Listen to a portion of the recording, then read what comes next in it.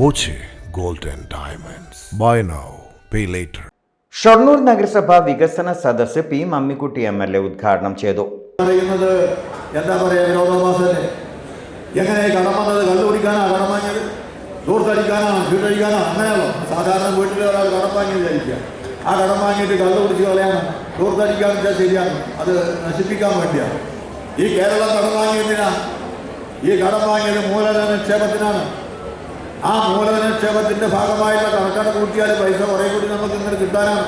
ഞാൻ പറഞ്ഞില്ല, വിഴിഞ്ഞം തുറമുഖത്തിന് എത്ര 1000 കോടി ചിലവാക്കി. അതുപോലെ തന്നെ നാഷണൽ ഹൈവേക്ക് എത്ര കോടി. കിഫ്ബി പദ്ധതിയുമായി ബന്ധപ്പെട്ടുകൊണ്ട് 50,000 കോടി രൂപയുടെ പദ്ധതിയാണ് ആദ്യം ആസൂത്രണം. അതിപ്പോൾ 90,000 കോടിയപ്പുറം കഴിഞ്ഞു. 1 ലക്ഷം കോടിയുടെ അടുത്ത് കിഫ്ബി പദ്ധതിയാണ്. അതിൻ്റെ ഭാഗമായിട്ടുള്ള വികസനം നമ്മുടെ നാട്ടിലും വരുന്നുണ്ട്.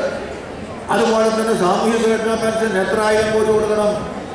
ആ സാമൂഹ്യ സുരക്ഷാ പെൻഷൻ കൊടുക്കുന്ന ആളുകൾക്ക്, പാവപ്പെട്ടവർക്ക് ആശുപത്രിയിൽ സൗജന്യമായ ചികിത്സയ്ക്ക് വേണ്ടി എത്ര കാശ് കൊടുക്കണം.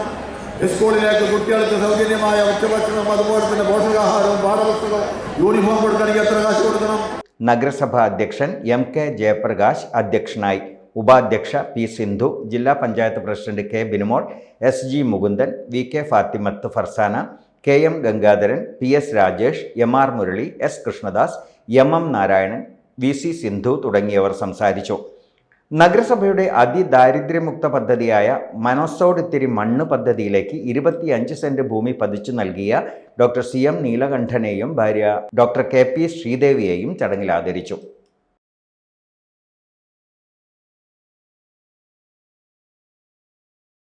Time kids pre school, Mannannur road, Vaniyamkulam. .View news. കാഴ്ചകളാണ് ലോകം, കണ്ടു തുടങ്ങുക.